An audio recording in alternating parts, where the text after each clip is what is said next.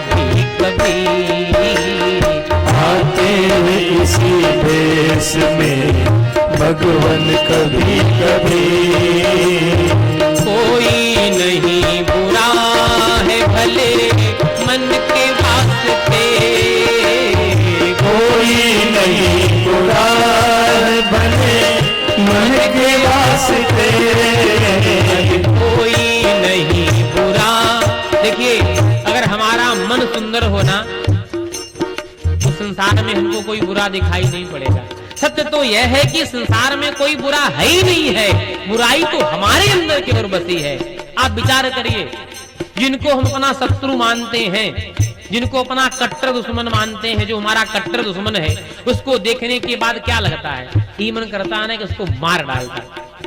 कट्टर दुश्मन जो मेरा शत्रु है, उसको देखते ऐसा लगता है कि शत्रु को मार करके समाप्त कर दे, ये मर जाता, ये मेरी आंखों के सामने कभी दिखाई नहीं पड़ता।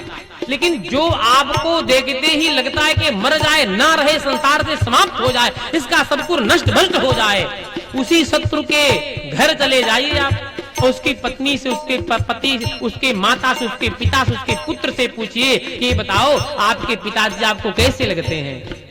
तो उसका बेटा थोड़ी कहेगा हमको शत्रु लगते हैं, वो तो कहेगा कि हमारे पिताजी हैं, ये हमारे सर्वस्व हैं, यही तो हमको सब कुछ हमारा पालन पोषण करते हैं। उस अपने शत्रु की पत्नी से पूछो ये आपको कैसे लगते, शत्रु लगते हैं? वो कहेगी नहीं नहीं, आप शत्रु क्यों कह रहे हो, ये तो हमारे प्राणनाथ, ये तो हमारे पति हैं। उसके पुत्र, उसकी माँ से पूछो, वो कहेगी भैया ये तो हमारे अंत का सहारा है, यही तो मेरा बेटा है, यही तो मेरा सब कुछ करने वाला है। इसका मतलब है वो एक ही आदमी है जिसको कोई अपना प्राण धन समझ रहा है, कोई अपना प्राण पति समझ रहा है, कोई अपना पिता समझ रहा है, उसी को हम शत्रु समझ रहे हैं। इसका मतलब गलती, कमी किसमें है? कमी हमारे अंदर है।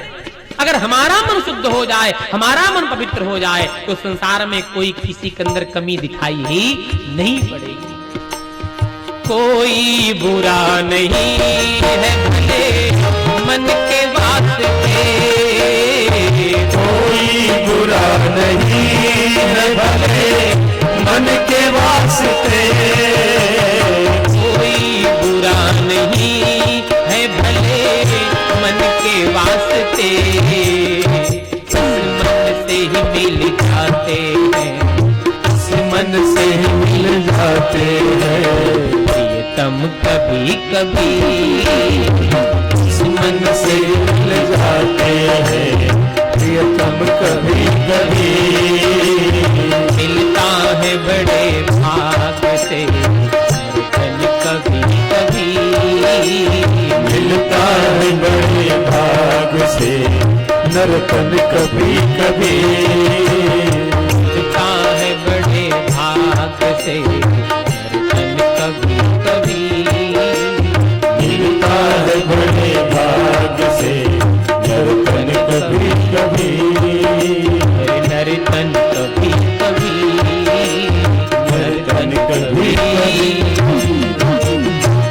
इसी बड़े भाग्य से नर्तन मिला है। इसलिए भैया संसार में बैर ठान के क्या करेंगे? जिस जमीन के लिए, जिस धन संपत्ति के लिए हम अपनों से लड़ाई झगड़ा मुकदमा तोड़ कचहरी कर बैठते हैं, वो सारी धन संपत्ति, सारा संसार का वह सब धन संपत्ति यही छूट जाएगा, साथ में कोई जाने वाला नहीं है। इसलिए भैया जब तक रहे, जब तक है जिंदगी, सभी को तू हंसा के जी, क्योंकि हंस हंस के सुलझ जाती है उलझन कभी कभी। सारे उलझन का एक सुलझाने का रास्ता है भैया, सुलह कर ले, प्रेम कर ले, सारा उलझन ही समाप्त हो जाएगा।